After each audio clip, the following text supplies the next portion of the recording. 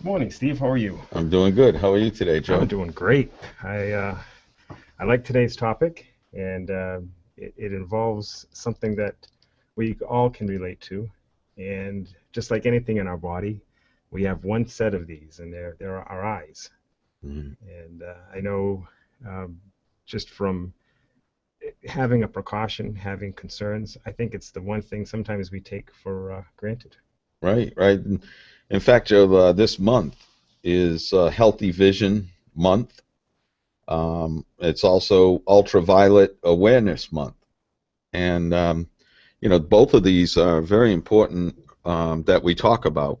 Um, and you have children, Yeah. um, and you know, one of the things that parents do nowadays is we have sunscreens that we make sure our kids are loaded up on sunscreen to prevent skin cancer.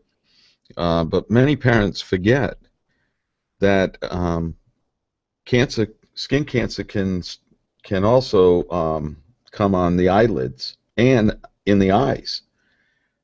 So protecting your children's eyes when they're going outside by having them have cool sunglasses is really something that we want to encourage. Right. And I remember as a child, Steve, as a child, having something on your face, just adapting to wearing glasses was hard enough. And to wear glasses when you really didn't need them per se, in terms of vision, I think as a kid, it was just something that was unheard of. Hmm. And from what I've read and from what we spoke about, there should definitely be a concern and a way to help protect. Right, right. I know when I was in the first grade, I had an eye operation that I had to wear dark sunglasses all the time through school in the first year. And it's not easy as a 5-year-old being made fun of Right. because, you've got these dark glasses on. But, you know, that's an extreme. Nowadays, I see that they've got for the when we were at Disney, you see all the kids, they got Mickey Yeah, Mouse glasses, they it's got cool all now. kinds of glasses. Yeah, So it's cool. it's okay to wear sunglasses, Yeah. and that's a good thing to encourage. Another thing too is while they're in the house, while we're in the house, we know that we need to protect our eyes when we go outside. Um, we tell our children don't stare into the sun. That's because these UV rays can actually damage your retina and cause blindness in later Right. years. So So this UV, this ultraviolet, and from what I understand, there's like three types of UV light, and I believe it's defined as the wavelength. And from what I understand, UVC, I believe, is the most damaging. But fortunately, our ozone layer filters that. I know it's thinning, but for now, we know it's helping us. And then there's A and B. And right. from what I gather, B is the UV light that causes our skin to tan. Mhm. And in terms of eyes, that same UVB is damaging to our eyes. Absolutely. I did want to share, Joe, with the audience the um, article here that they can go to at preventblindness.org. And there's an article there on protecting your eyes from UV rays. And this was saying exposure to ultraviolet UV rays can be very harmful to the body. According to the Centers for Disease Control and Prevention, skin cancer is the most common form of cancer in the United States, yet the most preventable because of this type of cancer is exposure to UV light. So tanning beds, that's why they were saying those could be a risk because you're subjecting your body to ultraviolet light, and too much can Right. can be bad. Another thing too, if you have large windows in your house and a lot of light coming in from the outside, people who live in houses like that, I have big windows in my upstairs, and it actually changes. It fades the colors of anything that I put, any rug I put on the floor gets faded, any tile. So if it's doing that, you know, they do sell. People could come in and provide a tint that will protect you from UV Right. rays. Right, right. So, and if you're in the phase of either installing a new window in your home or you're actually building a house, you're raising a valid concern that you should be asking the questions not only in style and heat loss or how well is that window insulated, but does the window have UV protection? Does that glass have UV protection? Right, right, and there again, there we go. There again, the other thing we can do is what about the light inside of our house? Now I know, let's go full spectrum. Not that's a pun, but full spectrum lighting is what we're going to discuss in a minute. That's kind of like the light you get from the sun, and it's full spectrum in that you see every color vividly and brightly, and that's why we get rainbows, and that's why we get the colors we get, Right, is because the sun is the perfect light. right. Everything else is a copy of what's natural. Right, right. I heard the term artificial light. Right. So go back to my dad's 90 years old, and I remember him telling me a story how all through school, um, you know, he had a lot of brothers and sisters. They were not very wealthy, and they had no electricity in the house, and he did his homework by using a kerosene lamp. Right. Now, what's more healthy for you? When you look at things in perspective, you do what you have to do in order to see. And that kerosene lamp probably wasn't the best for his eyes. Um, he also didn't ever have really TV growing up and television. And our young ones are from the very young age. They watch TV. Now I'm watching them look at these iPads and playing games, and then Right. they're looking at the computer screens. And what about all this background light on these screens? How safe is that is something you got to kind of wonder. Right, right. And I've read that the old tube TVs emitted a level of UV light. And from what I understand, your flat screens have no UV light, and it shouldn't really be a concern from what I understand. But the concern should be having a static image and staring at a screen for too long. And they call it the 20-20-20 20. rule. Right, Yes. to look away every 20 minutes, look away for 20 seconds, 20 feet, just to exercise Right. your eyes because That's a of the good strain. point. Because if you feel like your eyes are getting fatigued, they probably are because of either bad lighting, you're straining, or you're making them work way too more at a fixed. Looking at a computer screen all the time is not a good thing, and you do need to break away. Uh, get up. Sometimes it's even good to get up and take a walk. Make your eyes have to work. Right, Go back. right, It's repetitive. Even it's funny that sometimes on a computer, the old computer screens, if you left your screensaver, in other words, you left yeah, right, it would right. It would because burn. it would burn, Yeah, and you'd yeah. never get rid of it. Is that happening to my eyes? That's what I often think. You're right. Yeah, I remember back in the days, you try to preserve your screen, and interesting. But you brought up a good point: strain and not having adequate light. Some of us right. like to work in a darker environment, or we don't light up our homes well enough. So even that, you're causing your eyes to work harder. So it's important to have adequate light. And Joe, nowadays too, there's so many decisions to make as to lighting in the home. Isn't it crazy, Steve? I It's walked into nuts. Lowe's and I'm reading the box. I'm in the aisle for about 15 minutes, and You need to go. You need to take a college course on what's what when it comes to light nowadays. Um, when I look at my dad in 1930s, he's using a kerosene lamp. Incandescent bulbs were developed in like the late 1800s, 1870, 80s. So, but it took a while for everyone to have access to that. right, They had to have electricity in the house. They had to have the proper outlets, and so all that was going on. And now these bulbs that honestly, I like them because I think a lot of people like them. They're cheap. They have a warm glow to them. They feel better than these fluorescent compacts that people have gotten. right. And now there's LED lighting. So there's the old-fashioned incandescent bulbs, and basically in America here, you're only going to get the ones that are produced because no one else is producing them. By the way, most of those bulbs come from China. Really? Yeah, so if you think you're being American keeping those bulbs, they're all being purchased from China. So anyhow, um, some of the new LED bulbs are actually assembled in America. They're made in America by Americans. And the LED bulbs are coming down in price now below $10. It's a hard choice for somebody to look and say a bulb for 50 cents versus Right. $10. But the Right. difference is because the LEDs have come down, the LEDs provide a much nicer light comparable to the incandescent bulbs, better than the fluorescents. Hmm. The worst thing you can do, these compact fluorescent bulbs, they say they're safe, but Joe, they got mercury in them.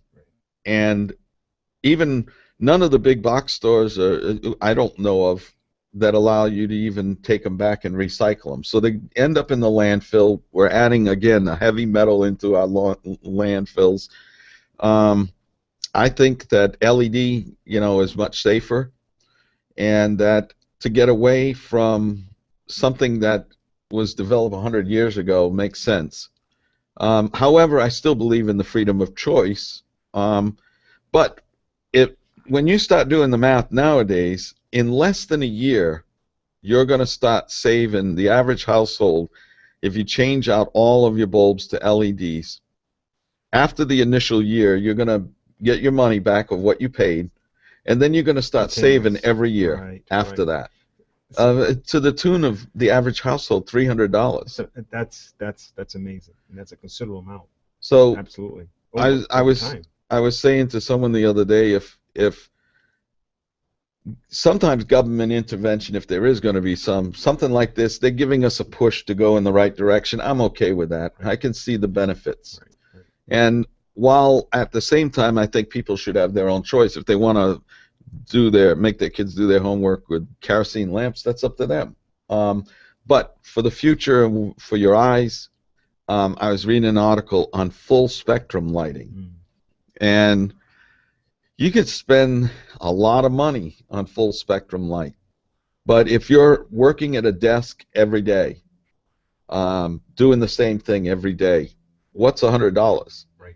for having, beautiful eyesight? Because now you've got that white, bright, makes it easy to read, Absolutely. no eye strain, Right. And I think, most of us would have to say at the end of the day, if you've been working on a project, if you've been working even on your computer, you might have a symptom. It could either be a headache, it could be it's just a tired feeling, it could be a physical eye strain, and sometimes it's hard for us to determine, well, why did I not get enough sleep? Did I not? It could be the very environment that you're working in. yeah. So, okay, so the other thing that we might want to determine is expense-wise, how is expensive is it to switch out everything in your home to LED lighting? And now we say LED lighting, there's many choices within that range. There are different color LED. There are different, Yes. so depending on what you're using that bulb for or that light for. Right.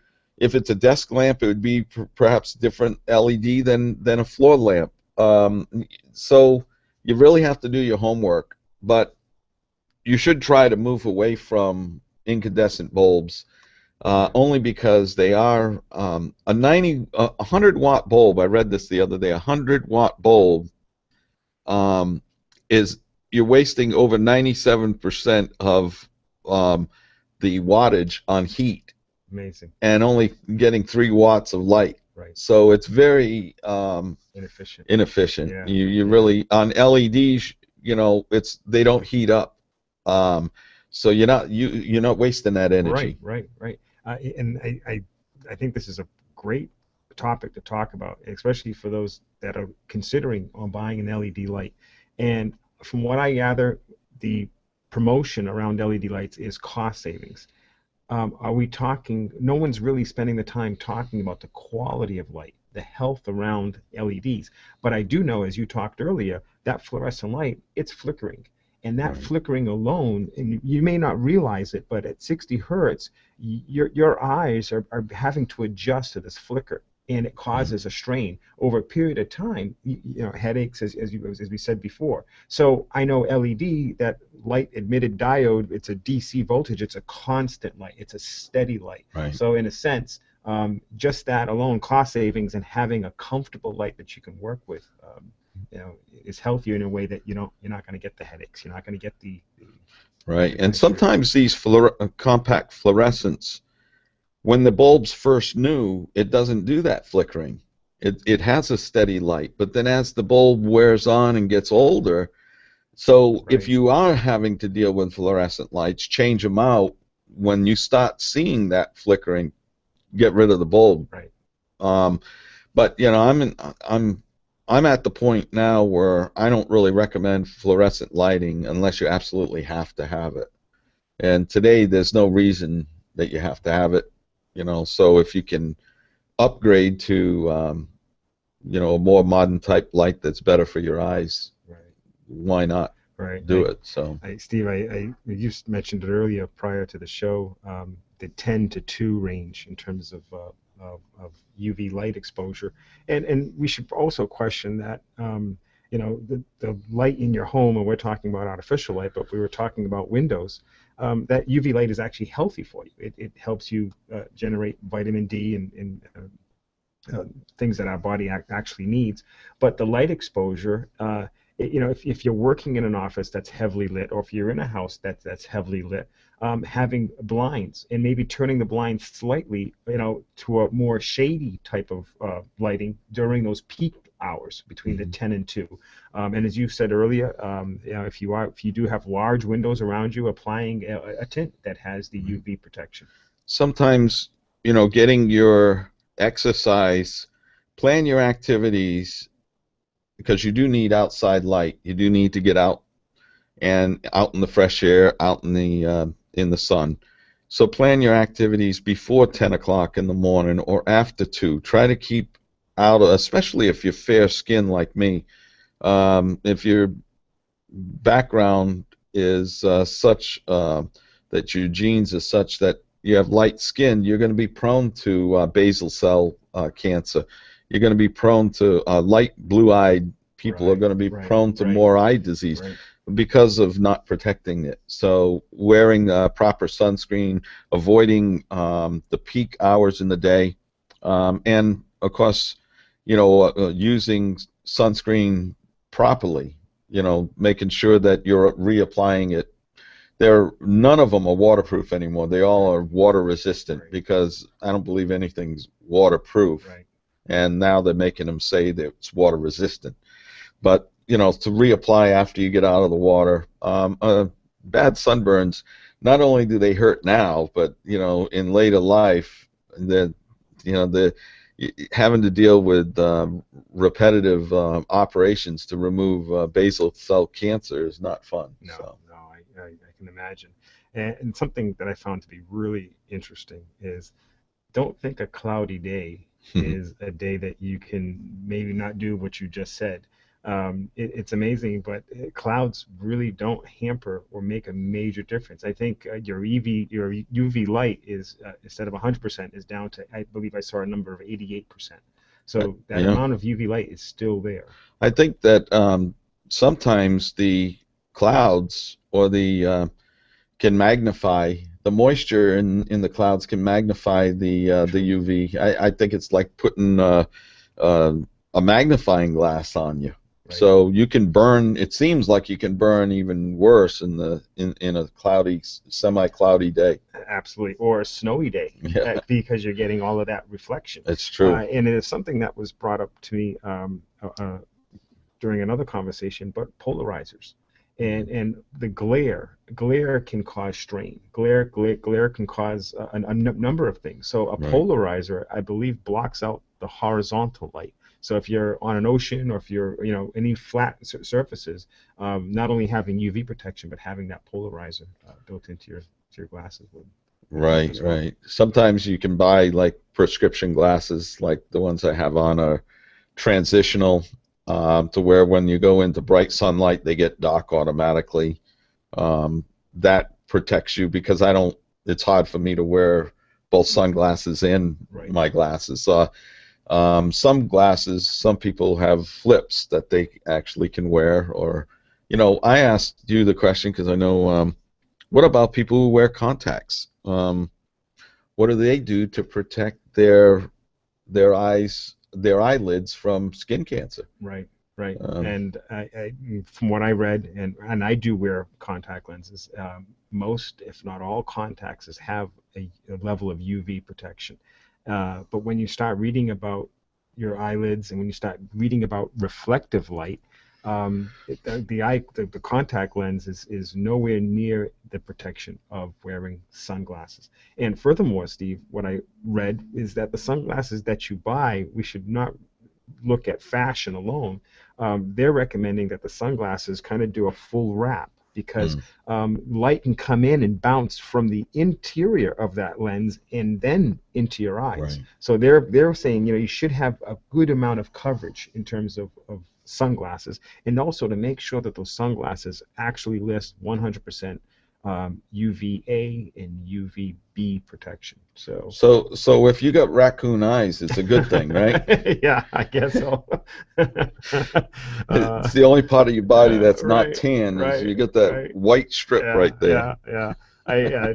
But yeah, at the end of the day, we all know, we all have family and or relatives that have glaucoma or all these different various types of diseases, and you would want to think that it can be avoided. Hmm. And from what I read and from what I gather, protecting your eyes with sunglasses, and they don't have to be the expensive ones, Right. will go a long way. Joe, I wanted to share this last website. There's a organization out there called Eye Care America.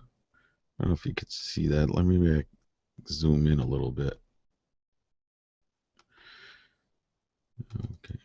Okay, so eyecareamerica.org. And the reason I'm promoting this website is, this is an organization of eye doctors, who have volunteered their services. And if you qualify, which a person can look here to see if you qualify for a free eye exam, if you're over 65 or have other issues of, they will do a free eye exam during the month of May because it is Healthy Vision Month, Nice. and these are the group that promote that. So this is a great website to learn about if people need to know more information.